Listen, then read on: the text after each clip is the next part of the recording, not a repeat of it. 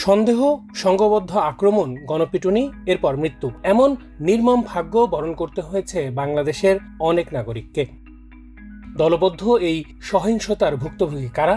চা বিক্রেতা, গাড়ি চালক, সাধারণ পথচারী ও তাদের পরিবার। আইনের চোখে এগুলো হত্যাকাণ্ড হলেও এসব ঘটনার তদন্ত অত্যন্ত কঠিন। বিচার প্রক্রিয়ায় তাই কোনো অগ্রগতি সহজে হয় না। বেশিরভাগ ক্ষেত্রে অভিযোগ ওঠে চুরি, ডাকাতি, ছিনতাই, ধর্ষণ, ধর্মীয় অবমাননা কিংবা খুনের। অনেক ক্ষেত্রেই এই কারণগুলোর ভিত্তি থাকলেও কিছু সময় আবার প্রকৃত কারণ থাকে খুবই তুচ্ছ। মতের অমিল, মাদক বিক্রি নিয়ে বাগবিতণ্ডা, পুরনো ব্যক্তিগত বিরোধ, জমি নিয়ে বিবাদ বা এলাকায় ক্ষমতা প্রদর্শনের চেষ্টা। কখনো কখনো সির্ফ ব্যক্তিগত ও রাজনৈতিক স্বার্থ কাজ করে এসব সহিংসতার নেপথ্যে। বাংলাদেশের গণপিটুনি বা মব সন্ত্রাস সম্পর্কিত নানান ঘটনার মৃত্যুর খবর বিভিন্ন সংবাদ মাধ্যম থেকে তালিকাভুক্ত করে আইন ও সালিশ কেন্দ্র। সেগুলো যাচাই বাছাই করে বিশ্লেষণ করেছে নেত্র নিউজ। বিশ্লেষণে দেখা যায় 2023 সালের তুলনায় 2025 সালে সংঘবদ্ধ সহিংসতায় নিহতের ঘটনা বেড়েছে প্রায় 3 গুণ। তবে সব ঘটনাই স্বতঃস্ফূর্ত, উন্মাত্ত জনতার মাধ্যমে ঘটে না। অনেক সময়ই পরিকল্পিত ও সমন্বিতভাবে কাউকে টার্গেট করে আক্রমণ করে পরে তাকেই মব ভায়োলেন্স বলে চালানো হয়। তথ্য বিশ্লেষণ করতে গিয়ে আমরা পেয়েছি এমন সম্ভাব্য পরিকল্পিত হত্যাকাণ্ড 2023 সালে যেখানে ছিল মাত্র 4টি, 2025 সালে তা লাফিয়ে ওঠে 34-এ।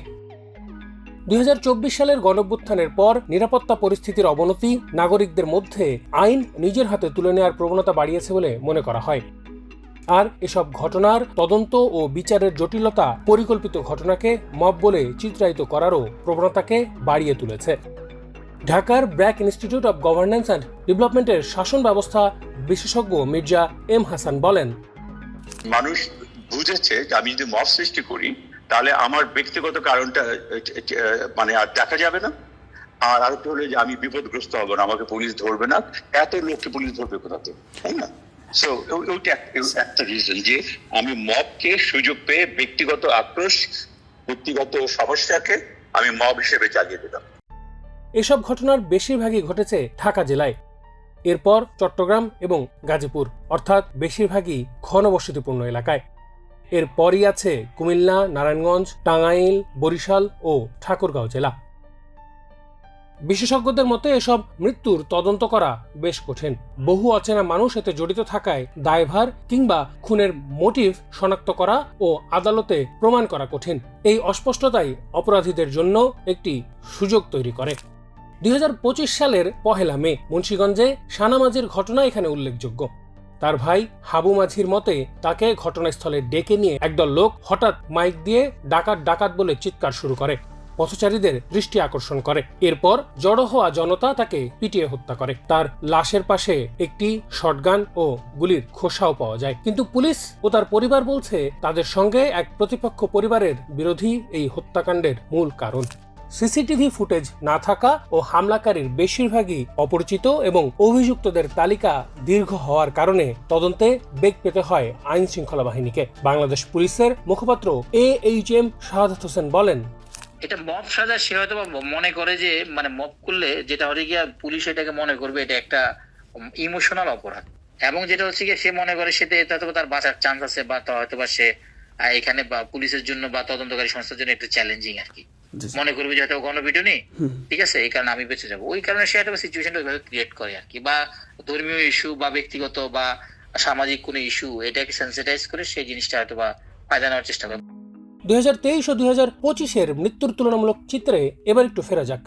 2023 সালে মোট মৃত্যু 38টি, 2025-এ সংখ্যাটা 138। 2023 সালের ঘটনাগুলোর মধ্যে মাত্র 4টিতে ছিল পরিকল্পনার ছাপ। 2025 সালে স্বতঃস্ফূর্ত গণপিটুনির সংখ্যা বেড়ে দাঁড়ায় 104-এ। তবে এত সহিংসতার মধ্যেও দেখা গেছে খুব কম ঘটনাই ধর্মীয় রাজনৈতিক কারণে ঘটেছে।